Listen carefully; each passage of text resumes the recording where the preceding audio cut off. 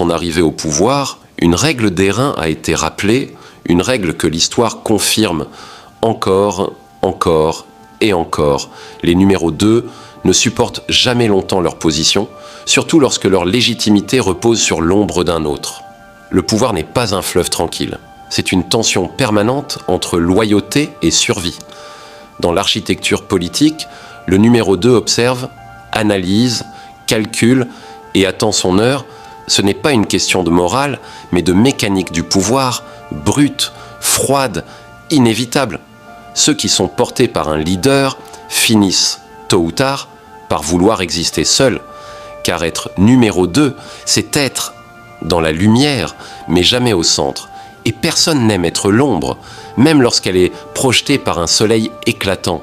Cette règle, cette loi, cette vérité, nous l'avons vu dans l'histoire du Sénégal, comme ailleurs en Afrique, comme partout dans le monde, il y a toujours un moment où la loyauté rencontre le besoin d'émancipation.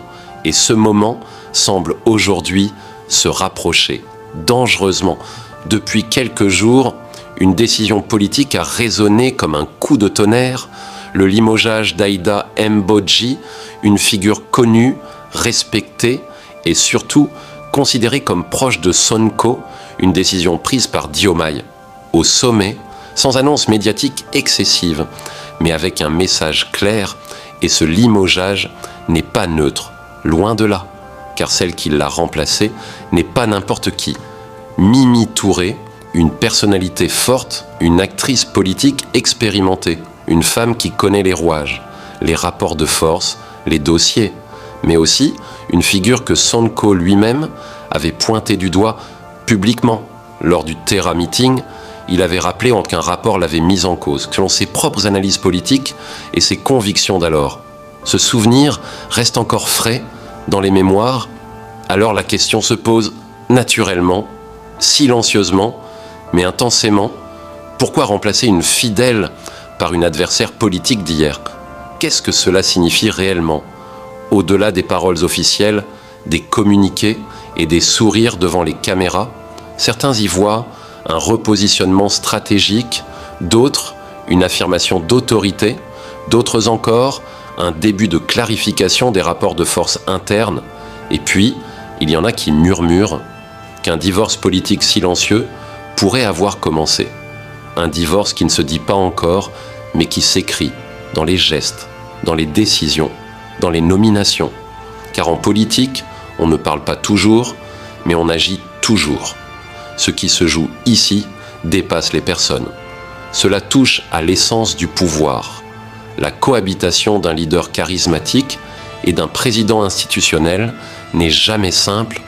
Lorsque le peuple voit Sonko comme la flamme et Diomaye comme le socle, la tension naît entre le symbole et l'exercice. Sonko représente l'élan, le souffle, la rupture. Diomaye représente la stabilité, la continuité, la gestion, l'ordre. Mais lorsque l'un se sent contraint par l'autre, ou lorsque l'autre se sent éclipsé par l'un, alors la mécanique se dérègle.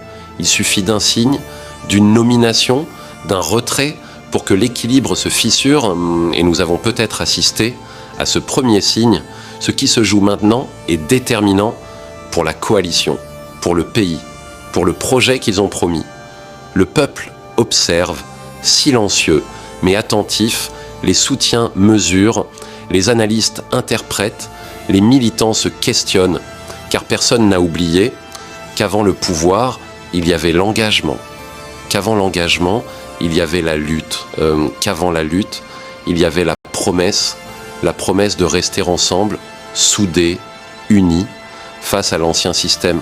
Mais la politique n'est jamais une histoire de promesses seulement, c'est une histoire d'intérêt, de stratégie, de préservation, d'ascension personnelle. Si fracture il y a, elle ne sera pas déclarée, elle sera d'abord ressentie, dans les choix, dans les silences, dans les regards, dans les nominations, dans les stratégies parlementaires, dans les alliances futures. Le peuple n'a pas besoin de communiquer pour comprendre, car le pouvoir parle, même lorsqu'il se tait. Alors, la règle se répète, les numéros 2 ne supportent pas longtemps l'ombre, et les numéros 1 ne pardonnent jamais d'être remplacés par l'histoire. Nous entrons dans une nouvelle phase, une phase où tout peut encore être réparé, mais où tout peut aussi se briser.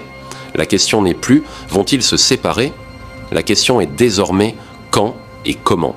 et surtout « qui restera debout lorsque la poussière retombera ?»